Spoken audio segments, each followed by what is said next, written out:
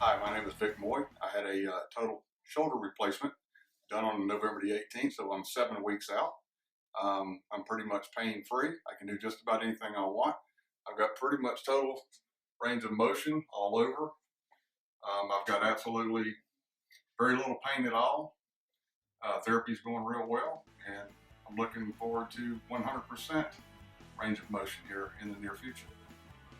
Hi, I just told Dr. Northrup, I just thanked him actually for giving me a new shoulder.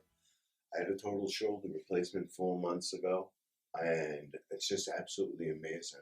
I also told him, and I also thanked him for the fact that since 1997, when I hurt my right shoulder working out, this is the first time in my life since then that I've been pain free. Um, and it's amazing. I don't take any more Advil, I don't take any more leave, I haven't had to take anything, and it's just been phenomenal. When he told me I'd be back in the gym in a month on the treadmill, I was. When he told me I'd be back working out again, I am. And I'm very happy.